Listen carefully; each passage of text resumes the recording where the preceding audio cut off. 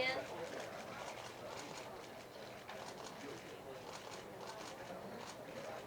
来，视线这里哦。视线这边中间，视线往中间，看向中。照顾一下。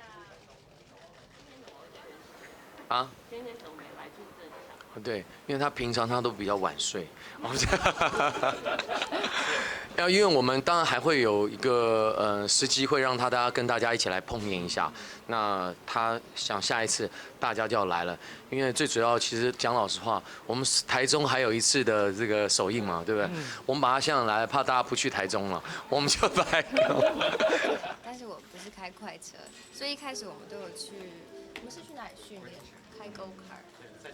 对，因为导演有先让我们训练一下，让我们训练我们心里的胆量，然后一起去赛车。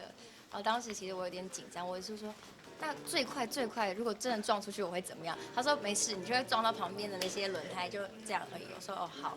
然后有时候在直线会好胜心，就想要在最后一刻再刹车，然后再转进去，然后就激起我就是对赛车的兴趣。自己就下去，因为我想玩看看，然后我就下去玩，然后我就很正常的这样慢慢开。然后我开完了以后嘞，然后突然为什么听到一个甩尾的声音？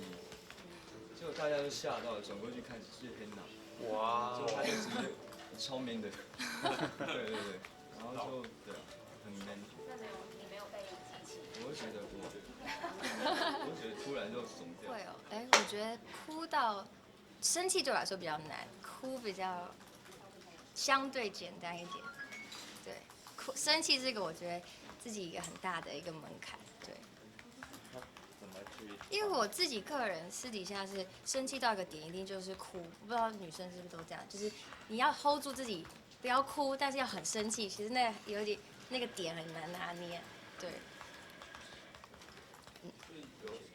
在拍戏剧的哪一段戏哭的，还是你要讲生气？哭的反而很快，我觉得哭是与生俱来，你出生就在哭。每一出戏的表演都是像第一次在拍戏一样，当然很多东西是感觉是更熟悉的，但是在对戏的时候，我还是保持那种，因为我们其实在拍摄的时候，希望的都是一种真实的感觉，所以不会太多预设的立场跟预设的期待，所以心里都是放最空的，然后去跟对方去对戏，对啊，所以根据我跟他们几个人的这个对戏情况，都觉得他们是很自然，然后很真诚的演出，以至于我自己的反应也会是很真诚、很自然。对，但当然这是我自己的感觉，可能导演他们在剪辑的时候也会发现一些问题，但是最终我们看到片子的样子，我觉得就是今天感觉太棒了，就一切都很棒。